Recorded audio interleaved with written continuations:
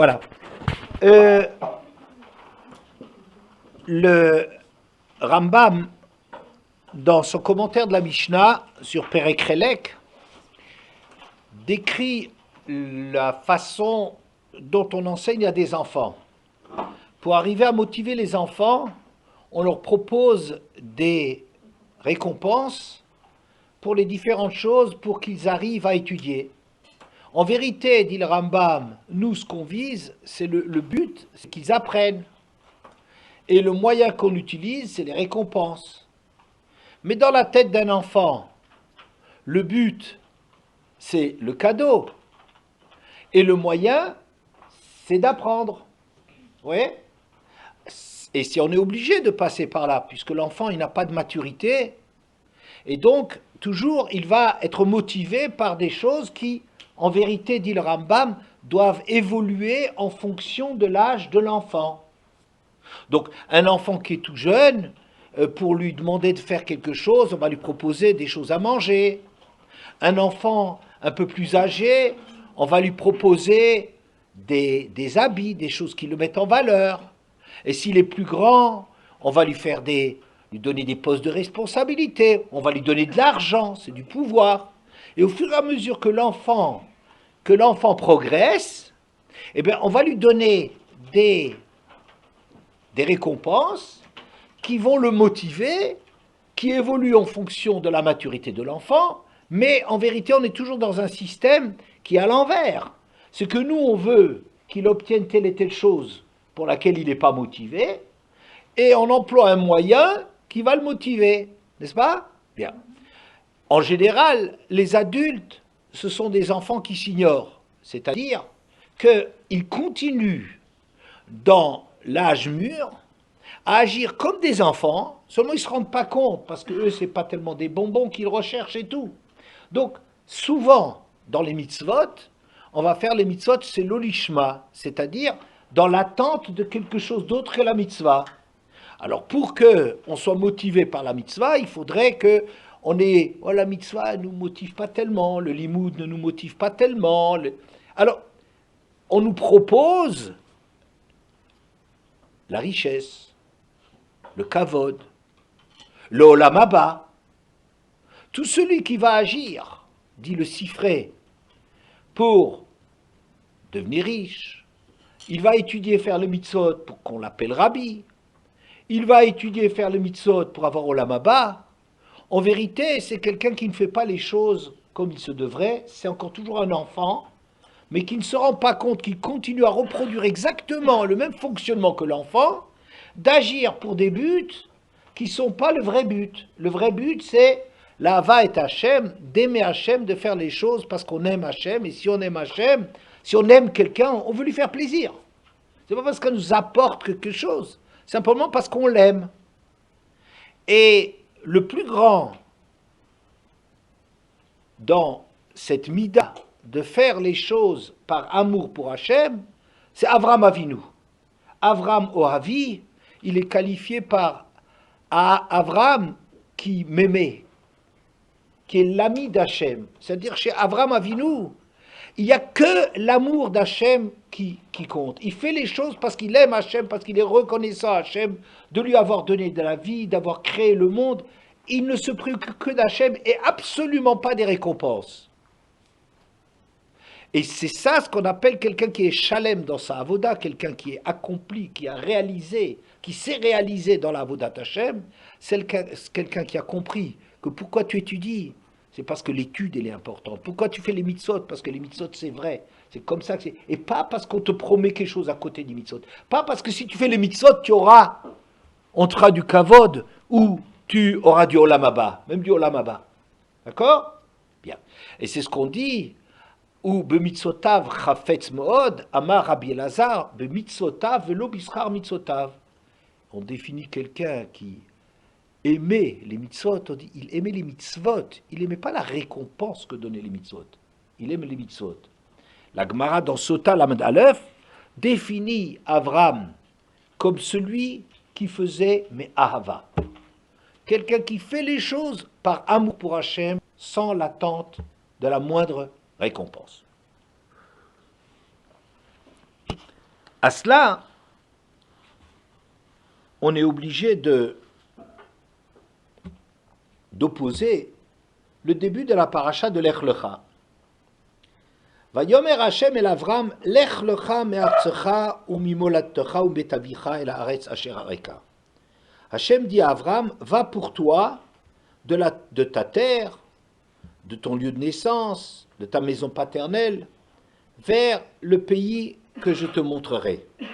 Rashi, Lech Lecha, il s'interroge, on l'a vu lundi dernier, pour certaines d'entre vous, Lech Lecha, qu'est-ce que c'est Lecha? On aurait pu dire Lech, va. Qu'est-ce que ça veut dire Lech, va, Lecha pour toi, le Hanatra ou le Tovatra, pour ton avantage et pour ton bien. Donc Hachem, quand il envoie, il demande à Avram de faire une épreuve, il lui dit, c'est pour ton bien. Un peu plus tard, le deuxième pasouk, Ve'esra le goy gadol vavarecha, vagadla shemecha veyebracha, et je ferai de toi un grand peuple, je te bénirai, je grandirai ton nom, et tu seras une bénédiction. Qui est-ce qui dit ça? C'est Hachem qui dit ça. Non, qui commente que pour toi ça veut dire pour ton avantage? Rashi. Alors, Rashi ve'esra le goy gadol, et je ferai de toi un grand peuple, le fiche à derer goremet lishlosha de varim. En effet, le voyage, ou le fait de s'arracher à un endroit, ça provoque 3 inconvénients. Memaetet piria verivia, ça réduit la possibilité d'avoir des enfants, on est toujours en train d'être déplacé, de ne pas avoir des occasions d'intimité. Ou memaetet et amamon, ça coûte beaucoup d'argent, tout ce qu'on n'arrive pas à vendre, tout ce qu'il faudra racheter, oui, tout ce qu'il faudra mettre sur pied, un nouveau gagne-pain. Ou memaetet et Hachem, et elle diminue la réputation, on était connu là où on a fait sa vie, et on arrive dans un endroit où il faut tout recommencer, que personne ne vous connaît. Le kar, huskak, le shlosha, brachot alalou. C'est pour ça que Rashi a besoin de ces 3 brachot. Abraham. Avram, oui. Qu'est-ce que j'ai dit? C'est juste pour voir son Shefticho al Abanim. D'abord Hachem, il lui donne une promesse pour des enfants, ve'al amamon et pour l'argent, ve'al Hachem et pour la réputation. Ve'esra le goy gadol, tu deviendras un grand peuple, c'est-à-dire que tu vas avoir plein d'enfants. Ensuite, vaverecha, je te bénirai, ça c'est l'argent, je multiplierai tes moyens. Vagadla shemecha et ta réputation. Bien. Alors on voit bien ici que, eh ben non, Avram Avinu, pour le faire partir, Hachem, il lui promet qu'il va être gagnant dans l'affaire. Le tovatra ou l'anatra, c'est pour ton bien que je t'envoie, pour ton avantage. Oui. Bon. Ensuite, on lui dit, puisque le voyage a 3 inconvénients, alors on va dire, oh, tu sais, tu auras des enfants, tu auras plein de descendance, tu perds de l'argent, tu auras une énorme bracha, tu vas devenir très très riche. Kaved Mood, Avram était très riche dans tout ce qu'il possédait, dans les troupeaux, l'or, l'argent, les serviteurs, les servantes. Tu perds ta réputation en allant dans un endroit nouveau. Vagad la shemecha, ton nom, ton renom va devenir international. Ravitar, à Strasbourg, il demandait, il dit, mais alors, quelle est l'épreuve qu'il y a encore? Quelle est la difficulté? Lech lecha, ça compte à Sarah, Nisionot, Nitnase Avram. Il y a 10 épreuves pour Avram. 10 épreuves, quoi? Lech lecha, c'est une épreuve très connue, on la connaît tous. S'arracher de son pays, de sa ville natale et tout ça. Hachem, en personne, vient parler à Avram et lui dit, tu sais, tu vas gagner plein. Tu gagnes à cette histoire-là. Pas très difficile, alors. Hein? Quelle est l'épreuve? Mais je te promets, des enfants. Ah, ici, tu vas en avoir. De l'argent. Oh là là, tu vas faire fortune. Un renom international. Quelle est l'épreuve? Pour ma part, je souligne deux choses. D'abord, cette histoire d'enfant. Avraham Avinu ne pouvait pas avoir d'enfant. Qu'est-ce que c'est cette histoire? Le voyage, rassure-toi, le voyage a trois inconvénients, dont l'un c'est de ne pas d'avoir des difficultés à avoir des enfants. C'est pas quand on voyage qu'on commence à avoir tellement de chance que sa femme est tombée enceinte. D'accord. Mais Avraham Avinu, il y a deux avis. Qu'il s'était marié à l'âge de 25 ans, et il y a un deuxième avis qu'il s'est marié à 50 ans. Quel âge il a maintenant dans l'Echlecha? Quel âge? 75. Il a 75 ans. On a déjà vu que Avraham Avinu, pour avoir des enfants, c'est le temps, il a eu déjà le temps de voir qu'il n'aurait pas d'enfants, que ça sera excessivement difficile. Ensuite, Avraham, il croyait qu'il n'aurait pas d'enfants parce qu'il avait vu dans les étoiles qu'Avraham n'aurait pas d'enfants.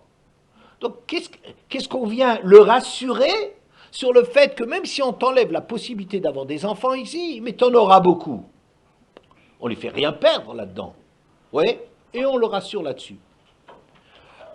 Une deuxième chose, si on tient tellement à rassurer Avraham, alors on peut s'étonner du fait que c'est marqué El haaretz asher areka.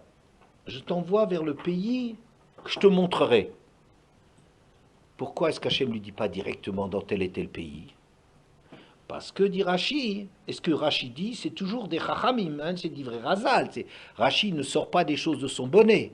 Même s'il les sort de lui, c'est quelqu'un, un géant énorme, Rashi. Mais à part ça, que 98% de ce que dit Rashi, c'est des chachamim qu'il est en train de citer. Et il dit, pourquoi on l'a pas tout de suite dit? Parce que la chose, elle est beaucoup plus difficile. Si on doit s'arracher, on ne sait pas dans quel but on va, où est-ce qu'on va, on n'est pas très rassuré, on ne sait pas où est-ce qu'on va, est-ce qu'on se rapproche, on ne se rapproche pas, quand est-ce qu'on arrive. Et ça lui donne un srar dans toute cette angoisse qu'il a, ou cette inquiétude qu'il a, mais quand est-ce qu'on arrive, où est-ce qu'on va arriver, où est-ce qu'on va... Il ne peut pas construire. Il n'a pas un projet fixe, c'est juste qu'on part, on s'arrache quelque part, et on ne va nulle part, n'est-ce pas? C'est très frustrant. On ne sait pas, on a un manque, on n'arrive pas à construire. D'ailleurs, la même chose dans Akedat Yisrak. El achad harim asher ereka. Et amène ton fils vers une des montagnes que je te montrerai. Pourquoi on ne lui dit pas tout de suite à Moria? Parce que la même chose, dit Rashi. Pour l'arbot sraro, pour qu'il ait plus de srar, à s'inquiéter, à ne pas savoir, à ne pas faire de plan, à ne pas céder du fait qu'il sait, ben voilà, c'est la Hara Moria, je prends la boussole et je sais que je me suis rapproché aujourd'hui de 30 km. Alors, je ne comprends pas très bien.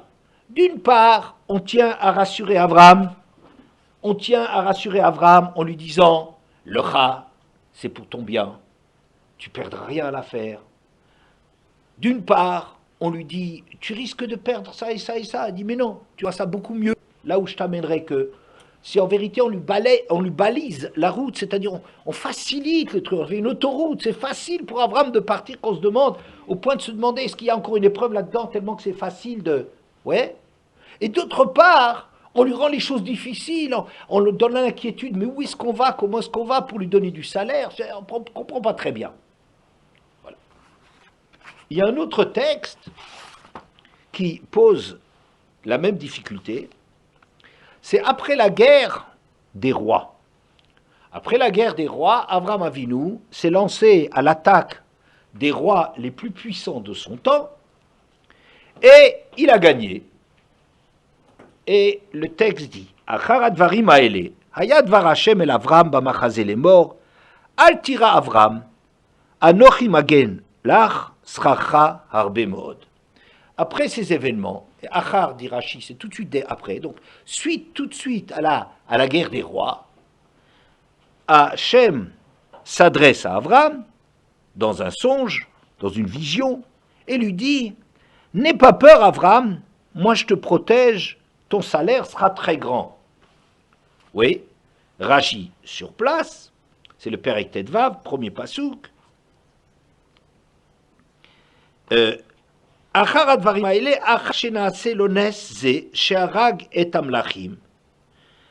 Après ces événements, suite à cela, Abraham est rassuré par Hachem, n'aie pas peur, je te protège, ton salaire sera énorme.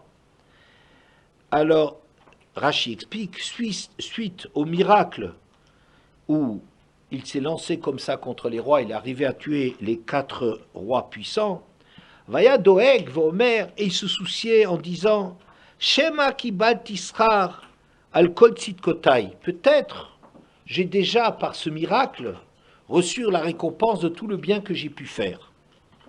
Le Kachamar lo Amakom, c'est pour ça qu'Hachem lui déclare, Al Tira Avram, n'aie pas peur. Anochi Magen Lecha, je te protège, parce que Rachid a peur que la famille et les proches de ceux qu'il a tués vont tous se liguer et arriver contre lui, tous ensemble, et Hachem dit, je suis ton bouclier, tu crains rien. Il a aussi peur qu'il n'a plus de salaire. Alors, dans le Targum Yonatan et Yerushalmi, les traductions en araméen, on nous dit, il a peur, il dit, peut-être que j'ai déjà eu le mérite dans ce monde-ci, par tous les miracles et les bienfaits que tu as fait pour moi, et il me reste bien rien pour l'Olam Haba. D'accord? Bien.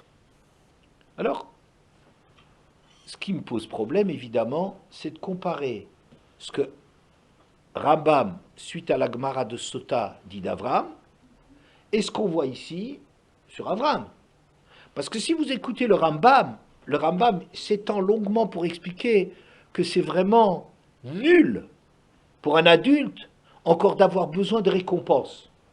On doit être mûr dans sa vie. On doit avoir compris une bonne fois pour toutes que qu'il faut faire les choses, c'est pour le bien, c'est bien, la Torah c'est bien, il faut la faire. Pourquoi?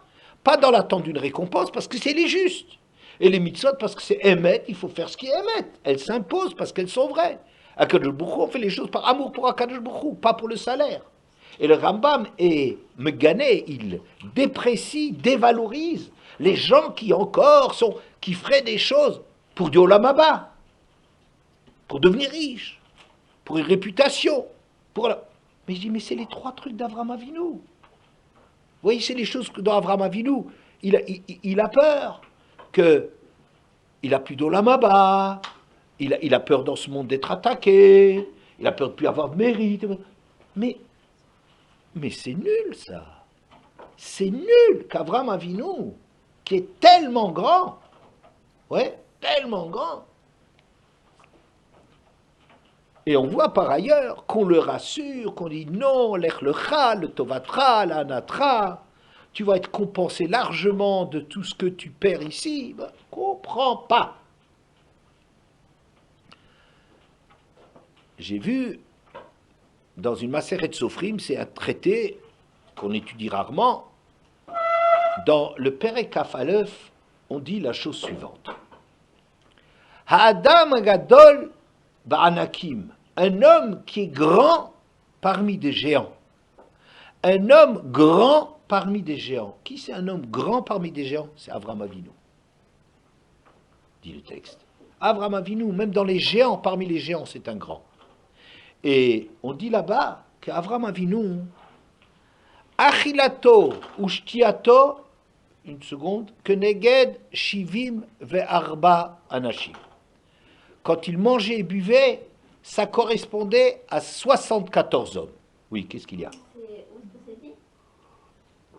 Masechet Sofrim, Perek Kaf Aleph, tête. Très étonnant. Qu'est-ce qu'on est en train de dire? Avraham Avinu, il est grand même parmi les géants. Et quand il mangeait et buvait, c'est comme 74 hommes qui mangeaient et qui buvaient. Ouais, ça veut dire, Pardon? c'est pas dans le sens matériel, c'est dans le sens spirituel. Ça veut dire, t'as élevé à Hachem comme si ça avait été 64 personnes. 74? 64. 74. 74, d'accord. J'ai dit 74. Bravo. Ça a l'air d'être spirituel, je suis d'accord avec toi, mais qu'est-ce que c'est ces 74 personnes? C'est un peu bizarre, de quoi est-ce qu'on parle? Le Gaon de Vilna, explique la chose suivante, il explique ce texte. Il dit que quand Moshe allait pour recevoir la Torah, c'est marqué que Moshe, il est allé avec Aaron, avec les deux fils d'Aaron, Nadav et Avihu, et les 70 anciens. Ça fait en tout 74. Oui. Et c'est marqué Vayechazu et Elokim, Vayochlu, Vayishtu. Et ils avaient une jouissance de voir, de percevoir Hachem comme s'ils mangeaient et buvaient.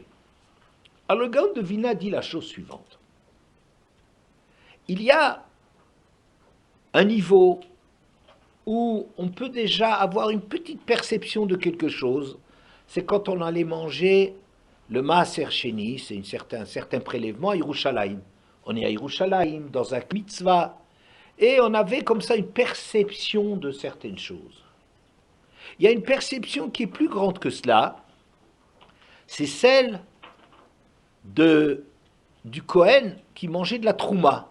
Quand il mangeait de la trouma, c'était prélèvement qui a une certaine doucha, et le Kohen, il a la possibilité, quand il mangeait cela, qu'il se rend compte qu'il ne mange pas du matériel seulement, mais de quelque chose qui a une signification spirituelle. Il y a plus que ça, dit le Gaon.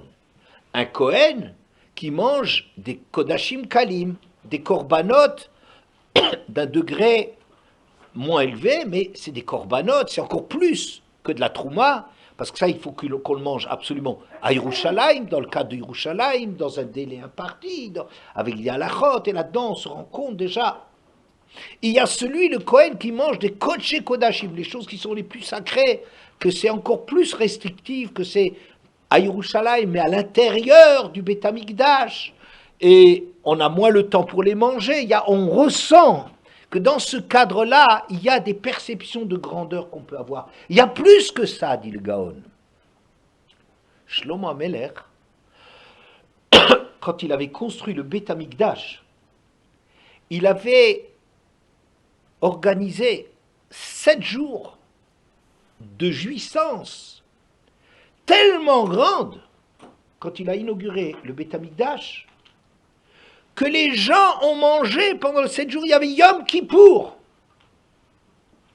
Shlomo HaMelech, après la construction, l'inauguration du Beth Amikdash, il y a une fête de 7 jours, on ne s'est même pas rendu compte du calendrier, au-dessus du temps. Yom Kippour, où c'est tellement grave de manger, ils ont mangé à Yom Kippour. La joie du Beth Amikdash était tellement immense qu'on était dans le ciel, on était. Et le Gaon dit, encore plus que cela, encore plus que ça. Moshe, Aaron, Nadav, Avihu, 70 Kenim, qui vont recevoir la Torah, et qui se nourrissent de la Miziva Shrina, de la perception du rayonnement divin, de la Gdusha qu'il y a là-dedans, c'est encore plus que tout ça. Adam Gadol Ba'anakim, un homme qui est grand parmi les géants, Avraham Avinu. Avraham Avinu, lui, à lui tout seul, il avait des perceptions plus grandes que toutes les perceptions que qui que ce soit est jamais arrivé à avoir dans le monde. Comprenez bien que s'il en est ainsi, c'est sûr qu'Avraham Avinu, il n'est pas dans les soucis des récompenses et combien il reste de mérite et qu'est-ce que... Je comprends qu'il peut avoir peur que les ennemis l'attaquent. Ça, c'est normal d'avoir peur. Mais qu'il n'ait pas de mérite, qu'il n'ait pas Olam Haba, qu'est-ce que c'est que ces petitesses? Qu'est-ce qu'on a besoin de lui faire des promesses, le Tovatra ou le Hanatra? Qu'est-ce qu'on a besoin de rassurer qu'il ne va pas perdre dans ce voyage? Mais Avraham Avinu, il est beaucoup plus grand et élevé que cela. Déjà que ce n'est pas très élevé pour un homme normal, à un certain âge, de se comporter comme un gamin qui agit parce qu'il espère des récompenses. Et de ne pas comprendre que ce qu'il faut espérer et essayer, c'est de faire le bien parce que c'est le bien. Déjà, ce n'est pas très mûr pour un homme normal. Déjà qu'Avraham Avinu est défini au Havi, celui qui fait les choses par amour pour Hachem. C'est l'homme le plus parfait, le plus accompli, qui ne s'intéresse pas du tout à autre chose que de servir Hachem. C'est incompréhensible. Oui. Et en plus, il a un tel niveau de percevoir la grandeur d'Hachem, il n'est pas au Sinaï. Il n'a pas inauguré le Beth Amikdash. Et il a plus de perception d'Hachem que le Beth Amikdash. Qu'au moment où on a inauguré le Beth Amikdash. Il a plus de perception d'Hachem que Moshe, les Skenim, Aaron, Nadav, Avihu. Quand ils sont allés recevoir la Torah, vous pensez bien qu'Avraham Avinu, il n'est absolument pas intéressé à la récompense qu'il va avoir. D'accord? Mais on a des textes qui nous parlent de tout ce qu'Hachem il vient leur assurer. D'accord? Mais il est sûr, il est exclu totalement qu'Avraham Avinu fasse ça parce que c'est le Tovatra ou le Anatra, ou pour pouvoir avoir des enfants. D'ailleurs, même quand par la suite il le prend, il dit mais c'est pas vrai, je peux pas avoir. Alors Hachem dit non, toi d'après ton astrologie, tu peux pas en avoir effectivement, d'après la nature, d'après la science, effectivement tu peux pas avoir des enfants. Mais moi je te les promets, n'est-ce pas? Mais Abraham il n'y croyait pas. Ouais, on n'avait pas besoin de le rassurer qu'il aurait des enfants.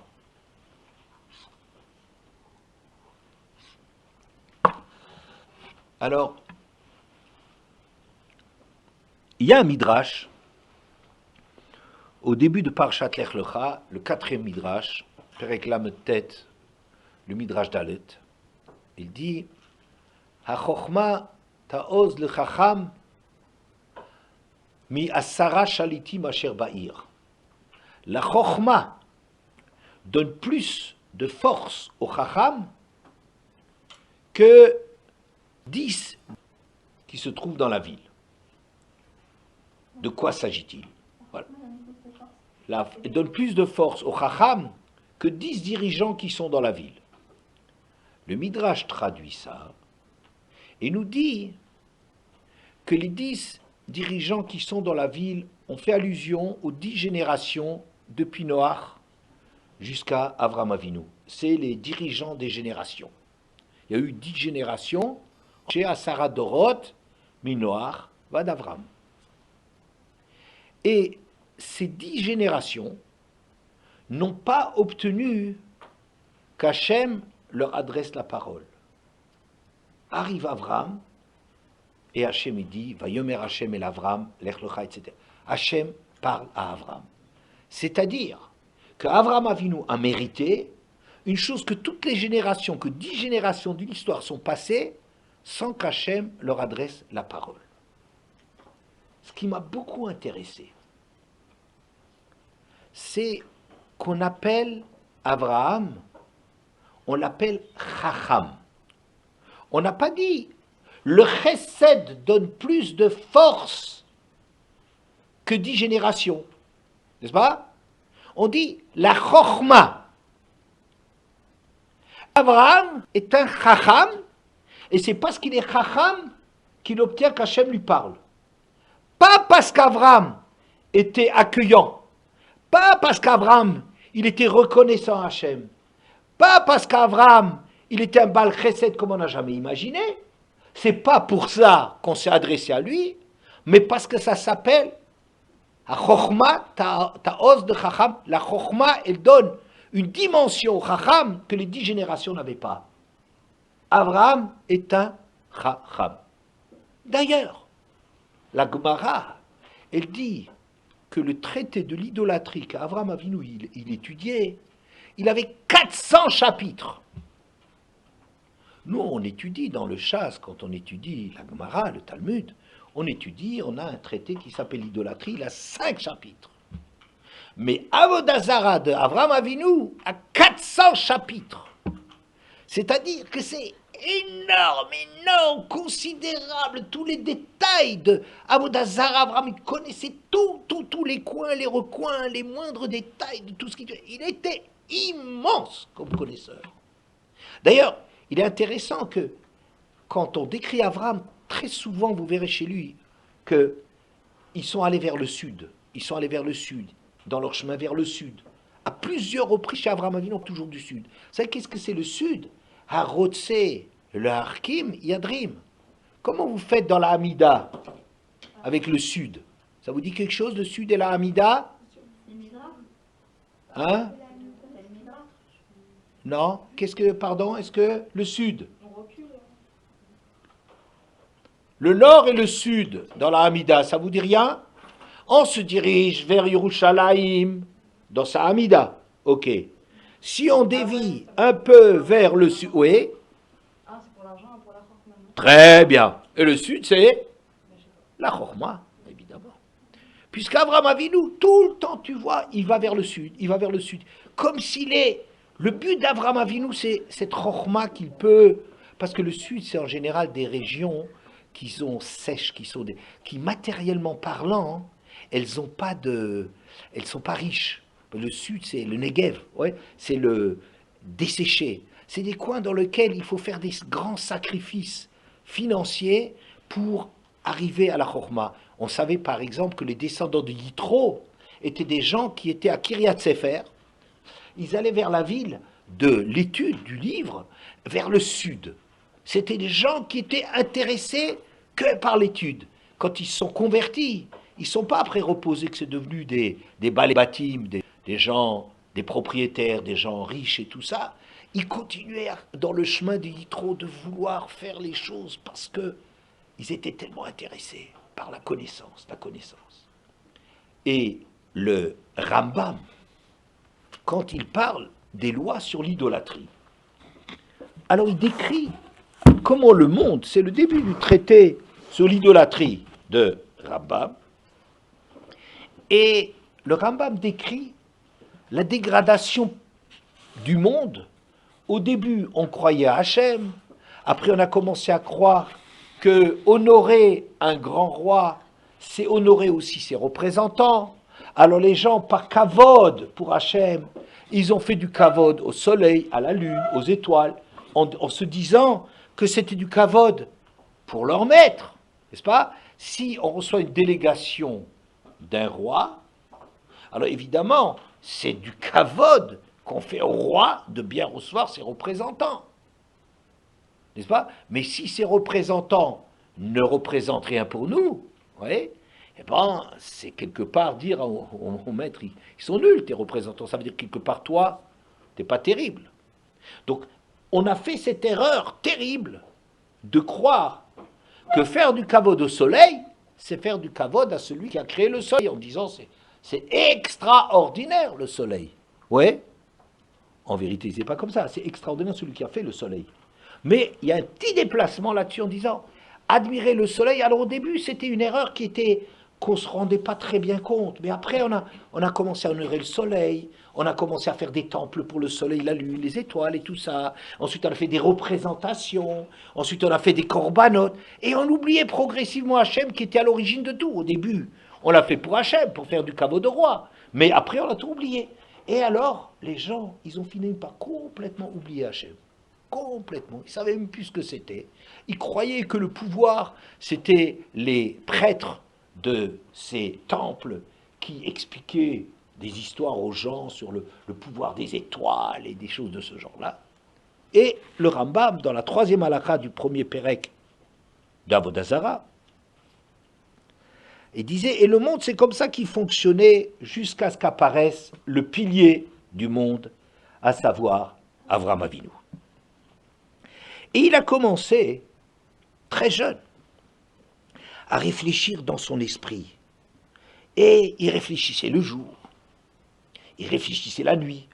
Ça vous rappelle quelque chose, non? Le jour, la nuit, non? Qu'est-ce que ça vous rappelle? Le soleil et la lune, Avram Avinu cherchait. Mais qui c'est Dieu? Ils ne voyaient pas. Et les gens imaginaient que Dieu, c'était la réalité vraie, c'était la réalité matérielle. Les choses qu'on voyait, les choses qu'on pouvait toucher, les choses avec qui on avait un contact. Ouais. Donc, ils cherchaient là-dedans, qui c'est le jour? Ah, c'est le soleil. Mais non, le soleil est disparu. La lune, mais la lune, elle disparaît le jour. Ils cherchaient le jour, ils cherchaient la nuit, pardon. Et il s'étonnait, il dit, mais c'est pas possible que tout ce monde, il fonctionne tout seul. C'est dans les romans, dans les contes et légendes que le monde, il se crée tout seul. C'est de la blague. Une chose, elle n'existe pas sans qu'il y ait une cause. Donc il y a quelque chose qui a dû faire exister cela. Et il réfléchissait et tout, et il ne comprenait pas et tout, jusqu'à ce qu'il a mis du temps, des réflexions et tout. Et il dit, et c'était très difficile pour lui, pourquoi? Parce qu'il était avec son père et sa mère, c'était des vendeurs d'idoles. Et lui, il était avec eux, il faisait Avodah Zarah avec eux. Vous imaginez Avraham Avinu, il faisait la Avodah Zarah dans le magasin de son père. Il croyait à ça. C'était le seul enseignement qu'on avait. C'était des diplômes d'Avodah Zarah. Oui. Alors, il croyait à ça et puis il réfléchissait. Il dit, mais c'est pas ça, c'est pas. Et là, Avraham, il grandissait. Il comprenait. Et il a compris finalement qu'il y avait une cause, parce que c'est pas possible que les choses soient là tout seul, mais cette cause, c'est un Dieu unique, comme il n'y en a pas d'autre, qui a tout créé, tout amené au monde. Enfin, il a construit toute la religion. Toute la religion, il l'a construite parce qu'il avait un sechel qui réfléchissait juste, et parce qu'il n'avait aucun préjugé. Vous comprenez? Il cherchait que la vérité. Il ne se laissait pas acheter. Il ne se laissait pas avoir parce qu'il avait une éducation dans laquelle on présentait comme normal de croire en telle étape, en telle étoile, pardon, et de lui faire des sacrifices et des choses de ce genre-là. Avraham Avinu, il n'acceptait pas les choses. Il réfléchissait, il réfléchissait. On voit qu'Avraham Avinu, c'est un géant de la pensée. À 40 ans, Avraham, il a fini son bagage. Il a compris, il a compris, il a compris. D'accord? À ce moment-là, qu'est-ce qu'il a fait, Avraham Avinu? Avraham Avinu, il a commencé à parler aux gens. Il a essayé de les convaincre. Il a voulu leur montrer. Vous comprenez, vous connaissez cette histoire d'Avraham Avinu dans le magasin d'idoles de son père, quand il y a quelqu'un qui venait et qui voulait une idole. Alors un vieux qui vient. Alors Avraham Avinu, il lui dit, dis-moi, tu veux une idole? Il dit oui. Et celle-là, il te plaît? Alors il nous montrait une espèce d'idole, c'est un arrivage de Hong Kong, là, oui, made in Hong Kong, arrivé direct, made in China, oui, fait, fabriqué. Et tu le trouves qu'il est bien? Ah oui, il est bien. Dis-moi, mon vieux, quel âge t'as? Il dit 60 ans. Oh, toi, 60 ans, tu sais que ce machin-là, il a été fabriqué il y a 15 jours. Alors tu crois que quelque chose qui a été fabriqué il y a 15 jours, il y a 15 jours, il a pu te créer, toi qui as... Alors il décourageait les gens. Avec d'autres midrashim, avec la hache, il montrait que c'est ridicule, qu'ils sont incapables de se bouger eux-mêmes. Tu vois pas qu'une grande idole elle va détruire les autres. Bon, il leur montrait que c'était ridicule et il discutait avec eux pied à pied. Et ça fait du désordre social, vous comprenez bien. Quand il se passe quelque chose autour de nous, alors l'État, il laisse faire tant que ça ne le dérange pas trop. Le gouvernement, tant que ça ne dérange pas trop. Oui, mais quand on commence à trop déranger les bases même du système, alors il faut absolument se débarrasser d'Avraham Avinu. Et Avraham Avinu, il était de plus en plus fort et convaincu et tout. Et il parlait aux gens, il rassemblait des gens, il discutait avec les gens, il polémiquait. Il n'était pas d'accord. Il disait, mais c'est des bêtises. Vous êtes des imbéciles, mais enfin des vieux schnocks. Belaz. Et ça fait tellement désordre que finalement, Nimrod, le roi, il a jeté dans la fournaise. On connaît toutes ces histoires. Je voulais dire par là que Avraham Avinu est décrit comme un chacham.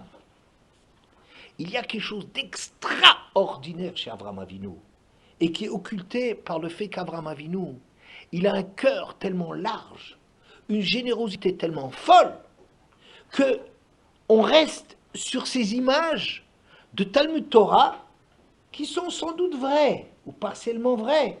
Mais c'est des images faciles à enseigner à des enfants. Oui, Avraham Avinu qui se précipite pour 3 Arabes, qui va tuer 3 bœufs pour leur donner de la pointe de la langue, de machin, avec de la moutarde. Oui, vous voyez, tous ces trucs-là, on est en train de décrire, parce que c'est facile de dire Avraham Avinu qui a une tente ouverte de tous les côtés. C'est facile de décrire comme Avraham Avinu, il est généreux, comme Avraham Avinu, il risque sa vie pour récupérer Lot, Avraham Avinu, etc. Avraham Avinu, Avraham Avinu, Avraham Avinu. Quelle générosité, quel chesed, Avraham Avinu. C'est vrai? Et on nous raconte ça tellement, on nous parle tellement de cela, parce que c'est facile à raconter, et que c'est certainement vrai, qu'on oublie que chez Avraham Avinu, il y a une dimension tout à fait autre, qu'il a un sechel en métal, en acier trempé, qu'il est capable à lui tout seul, sans avoir de maître, sans avoir d'enseignement, sans avoir de tradition, à contre-courant de tout ce qui se passe autour de lui, Avraham Avinu mi yosher tunato, parce qu'il a un esprit droit et qui ne se laisse pas acheter et qui réfléchit sans préjugés, il arrive à créer Akadosh Baruch Hu, à retrouver Akadosh Baruch Hu dans le monde. Alors personne ne lui en a jamais parlé, les gens ne croyaient absolument pas ça, ils croyaient que dans ce qui est solide, matériel est présent. Et il s'est fait persécuter pour tout ça. Ça, c'est Avraham Avinu. Avraham Avinu, c'est-à-dire qu'Avraham Avinu, il a une deuxième dimension, à part le lève, à part le cœur qui est extraordinaire chez lui. Il a non moins extraordinaire un sechel, une réflexion, un discernement, un raisonnement qui est hors du commun. Parce que vous comprenez, c'est déjà très très difficile de réfléchir quand on est dans un milieu où tout le monde est d'accord pour raconter les mêmes histoires. Hein? Tous les médias et tout ça, ça vous raconte que des trucs d'idolâtrie.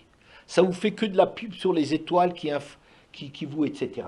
On est dans un monde dans lequel c'est la seule publicité qui sort, c'est les miracles Zahama de tel et tel Dieu et de tel truc et de tel machin. Oui, on est entouré que de cela. Mais tous, le dénominateur commun, ils sont tous d'accord que Dieu, il faut le chercher dans les astres, dans les constellations, des choses qui sont au-dessus du monde, mais dans le monde. Tout le monde est d'accord là-dessus.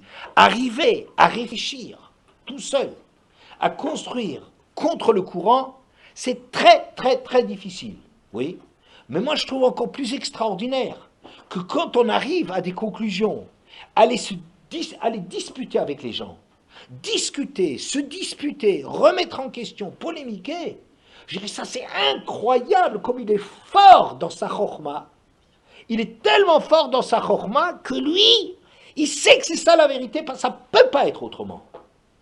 Mais tellement convaincu qu'il peut discuter avec le roi, qu'il peut discuter avec les plus grands chachamim de son temps, ce n'est pas tous nécessairement des nigauds, ils ne sont pas tous des abrutis. Mais il discute avec eux, pied à pied, il est fort de ses convictions, alors qu'il n'y a rien qui l'aide. Oui, il est ton Dieu, je ne le connais pas. J'avais vu.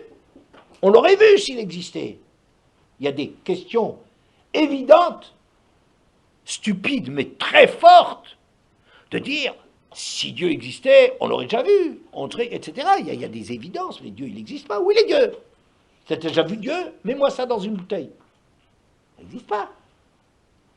Et Avraham Avinu, en dépit de la difficulté, mais c'est son intelligence qui a fait exister, qui a amené l'évidence d'Hachem dans le monde. Extraordinaire Avraham. Un chacham. Revenons maintenant à notre histoire à nous.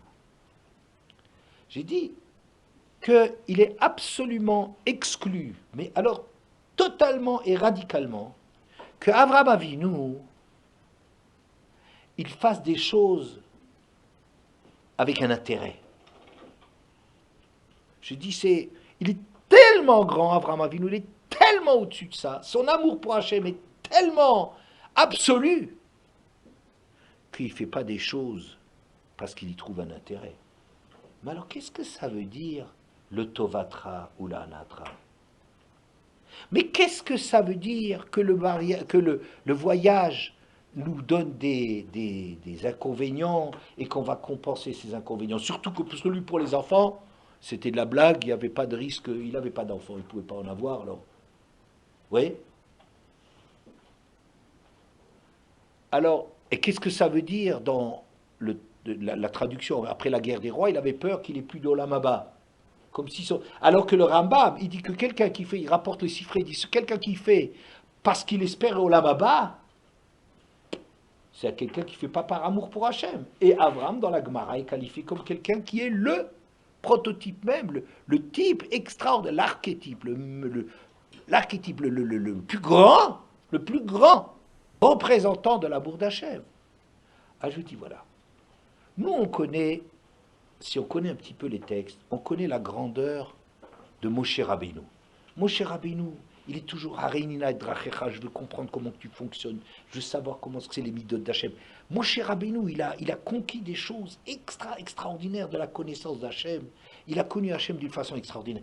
On oublie qu'il y a quelqu'un d'autre dans l'histoire qui était aussi grand que Moshe Rabbeinu, qui comprenait les choses tellement que lui, sans Beth Amikdash, sans inauguration du Beth Amikdash et sans Matan Torah, il vivait la proximité d'Hachem avec une évidence plus grande que Moshe, que les 74 qui étaient pour recevoir la Torah. N'est-ce pas?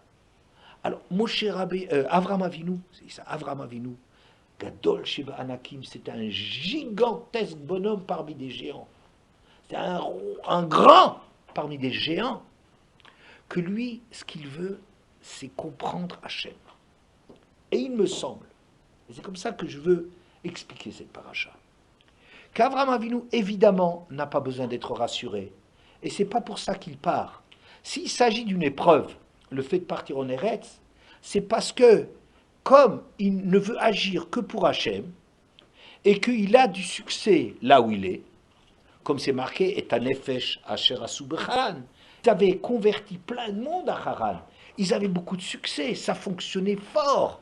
Ils avaient une réussite extraordinaire, les gens étaient très convaincus par eux. Ils sont en train d'agir pour Hachem, et tout d'un coup on dit, laisse tomber, va ailleurs. Si Avram Avinu avait été un homme d'affaires, vous comprenez, un homme d'affaires qui voit que son affaire, elle réussit très bien, on lui dit, va en Eretz pour ton affaire, j'aurais dit, ah, c'est un type, il va faire par intérêt, il calcule son intérêt, des choses de ce genre-là, travaille pour lui. Le Tovatra, il a un atra. Mais Avram Avinu, c'est pas ça. Il fait que des choses parce qu'il pense que pour le bien d'Hachem, c'est le bien d'Hachem, c'est que je continue à faire un travail dans lequel j'avais déjà une yeshiva, dans lequel il y avait tant et tant, il y avait 318 talmidim d'Avram Avinu, qu'il avait avec lui quand il a fait la guerre. Oui, il avait déjà une grande yeshiva, il y avait du monde tous les jours, il y avait du nouveau, on rapprochait de la Torah, on fait un tel travail pour Hachem, et Hachem tout d'un coup il lui dit, laisse tomber, on va faire mieux. Alors c'est ça qu'Avram Avinu il a comme souci. Mais je suis en train de faire du bien pour Hachem. M'arracher à cet endroit où je suis connu, où j'ai mes racines et tout, et j'ai le langage de là-bas, et je viens de là-bas, j'ai la langue de là-bas, j'ai tout de là-bas, j'ai tous les kélim, les moyens, les instruments pour réussir, et je réussis d'une façon extraordinaire, et on va me dire pars. Donc Avram Avinu il a un souci. Est-ce que le départ ne va pas être contre le travail qu'il fait pour Hachem? On a dit non. Tovatra et l'anatra, les choses qui sont ton bien, le bien d'Avram, c'est qu'Hachem il soit connu. Hein? Ce n'est pas des avantages matériels. Tout ça, ça va aller dans le bon sens. Maintenant, on a un gros problème. C'est qu'il y a des religions, et toutes les religions, je crois, ils sont comme ça. On nous demande dans ces religions d'embrasser, comme on demande d'embrasser la main du rabbin, on demande d'embrasser les dieux, d'être écrasé par la grandeur, ou de l'acrobate, ou de Allah, ou un de ces dieux. Qu'est-ce que c'est ces conceptions? Ces conceptions nous disent qu'il y a une vérité infinie qui s'appelle comme cette religion elle l'appelle, ou comme telle religion l'appelle, comme troisième religion l'appelle. Mais quelle est l'attitude des hommes par rapport à cette religion? C'est d'être soumis à la grandeur infinie de ce Dieu. Et la plus grande grandeur que tu peux avoir, c'est de t'écraser complètement. Un arabe, il croit que le kavod de Dieu, c'est de se laisser tuer pour travailler pour son Dieu. Oui, nous on dit qu'il est cinglé, parce que nous on est des juifs, parce qu'on a compris autre chose. Mais au départ, c'est vrai, si Dieu voulait que tu fasses exploser tous les gens, en te faisant exploser toi, tous les gens qui ne croient pas en tes valeurs, on pourrait imaginer, ça c'est le plus grand Kiddush Hashem, Haz de Shalom, le plus grand Kiddush Hashem qui existe, n'est-ce pas? Il faut mourir pour le Christ. Oui, mais c'est comme ça. On croit que ta vie, c'est de servir Dieu, de t'annuler devant Dieu, et plus tu t'annules devant Dieu, plus tu es grand. Hashem, à notre Chacham d'Avraham, il lui enseigne, tu sais, ce qu'Hachem il veut dans la Torah. Ce qu'Hachem il veut quand il s'adresse aux hommes, c'est le bien de l'homme. Ce qu'Hachem il veut, ne crois pas qu'Hachem il réclame son kavod qu'on lui embrasse les pieds. Il n'a pas besoin qu'on lui embrasse les pieds, ses pieds ils sont propres et il n'en a pas. Oui, il n'y a pas de problème. Hachem il ne fait pas pour son kavod. Seulement quand on dit qu'il faut que le monde est créé pour reconnaître le kavod d'Hachem, c'est pas parce qu'Hachem il lui manquerait quelque chose parce qu'on ne le reconnaît pas. C'est parce que l'homme, il grandit et il se réalise quand il arrive à un niveau de comprendre qu'il y a des choses spirituelles qui sont tellement grandes. C'est l'homme, il est grand de reconnaître Hachem. Mais c'est pas qu'Hachem, il lui manque quelque chose. Quand Hachem, il donne des mitzvot, tu crois que pour Hachem, la shrita, Hachem, il a besoin que ça se passe comme ci ou comme ça. Maïr Patlo, qu'est-ce que ça lui est égal? Mais qu'est-ce qu'il fait? Le Tsaref Tabriot, il a amélioré les hommes, il travaille pour les hommes. Et ça, je pense qu'un Chacham comme Avram Avinu, avec l'Ech Lecha, il va découvrir dans ce Rashi, il va découvrir de quel Dieu il s'agit. Il a compris qu'Hachem il existe, qu'il y a un Dieu, mais il ne connaît pas beaucoup de choses sur Hachem. Enfin, il connaît peut-être des tas de choses, mais il sait que Hachem il existe, qu'il est invisible, qu'il a tout créé, qu'il n'y a personne d'autre comme lui. Tout ça, il a compris de lui, de sa façon juste de réfléchir. Oui, mais de savoir qu'est-ce qu'on lui demande dans la vie. Alors ça, il comprend. Tu sais, le voyage, il a des inconvénients. Eh ben, tu vas avoir... Tu sais, Hachem, quand il demande quelque chose à un homme, il ne fait jamais pour faire mal à l'homme. Le plaisir d'Hachem, ce n'est pas qu'un homme, il souffre pour lui. Si tu fais des efforts, tu as une récompense. Mais Hachem, il ne fait pas des choses parce qu'il veut que l'homme, il ait mal pour lui. Dis-moi jusqu'où tu arrives à souffrir pour moi. Hachem, il ne veut pas que l'homme, il souffre pour lui. De Rachéa Darke Noam, Vechol Netivote Shalom. La Torah, elle est agréable. C'est un truc équilibré. Ça parle de paix. Tout le but de la Torah, c'est que chacun s'exprime, chaque chose trouve sa place. C'est ça le shalom. C'est ça le but de la Torah. Et c'est ça ce qu'Hachem, je pense, il est en train de lui enseigner dans l'Echlecha. Pas pour motiver Abraham, parce qu'Abraham, il n'a pas besoin d'autre motivation que de savoir qu'on lui demande. Il fera plaisir à Hachem. Son plaisir, c'est de faire plaisir à Hachem, d'obéir à Hachem. De ça, il n'a pas du tout besoin. Mais ce qu'Abraham, il va apprendre, c'est que les choses, on apprend quelque chose sur le contenu d'Hachem. Que quand Hachem il demande quelque chose, c'est le Tovatra Belanatra. Quand il te demande quelque chose, c'est pas parce que lui il a besoin. C'est pas parce qu'il manque quelque chose. Hachem il est parfait. Pour savoir que ce que toi, ce qu'Hachem il veut de toi. Alors Hachem il va tu manques de choses, ne crois pas qu'Hachem il va agir contre toi. Quand il te demande de partir d'un endroit où tu perds ton nom, ta réputation, la possibilité d'avoir des enfants. Je m'adresse d'ailleurs pas à Abraham Avinu. Pourquoi? Parce que je ne m'adresse pas à Abraham Avinu, puisque Abraham Avinu, de toute façon, il n'avait pas d'enfants. Ce n'est pas Abraham Avinu que je raconte. Tu ne pouvais pas avoir d'enfants, tu vas avoir des enfants.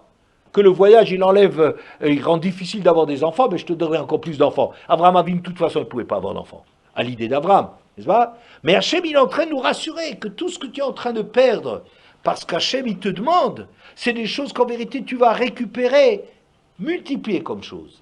Et la Gemara qui dit qu'Abraham Avinu, il avait un souci après la guerre des rois d'avoir perdu tous ses mérites et de ne plus avoir Olam Haba. Or, on a dit dans le Rambam que quelqu'un qui travaille, qui sert Hachem pour l'Olam Haba, c'est un pauvre type. C'est un enfant qui n'a pas encore grandi, n'a pas mûri. Ouais. Je pense que le pshat est le suivant. Avraham Avinu, il a un souci et d'ailleurs je le vois là-bas un peu dans le Targum, dans ses traductions de Yonatan Ben Uziel et du Yerushalmi, ils disent un peu comme ça. Pas exactement ce que je vous dis, mais je les comprends dans ce sens-là. Ils disent, Avraham Avinu, il dit, avec tous les mérites que tu m'as donné, avec tout le nes que tu as fait pour moi, tous les bienfaits que tu as pour moi, j'ai peut-être utilisé tous les jokers que j'avais, tout ce que j'avais comme mérite, tout ce que j'avais comme côté avec mes bonnes actions, peut-être tout ça, ça a été utilisé, il n'y a plus rien de côté. Et s'il va venir une autre épreuve, tu ne pourras pas m'aider, parce que j'aurai plus de mérite. Et si j'ai pas une réserve de Olam Haba, de Srouyot, si j'ai tout utilisé, j'ai utilisé mon capital de mérite, si jamais il m'arrivait un autre truc dans lequel il fallait que j'ai du mérite, alors j'aurais plus. Alors tu m'aiderais pas. Et venim tsachem shamay mitralel aliadi. Et comme ça il dit le Targum. Et le ciel, il y a chilul Hashem. Si j'ai pas de mérite, si j'ai perdu mes mérites dans cette affaire, si j'ai plus une réserve qui s'appelle Olam Haba, dans lequel j'ai des mérites, si j'ai plus de mérites, alors comment est-ce que je peux affronter les prochaines difficultés? Tu risques de ne plus m'aider, et donc, je raterai ma mission, et donc, ça sera un Chilul Hashem, parce qu'on va dire, regardez, le représentant d'Akadosh Baruch Hu, Avraham Avinu, qui représente Hashem, vous voyez, Hashem l'a laissé tomber. Donc, c'est encore une affaire qu'Avraham Avinu, son seul souci, c'est le Kiddush Hashem, faire connaître Hashem dans le monde. Voilà, ça s'arrête là.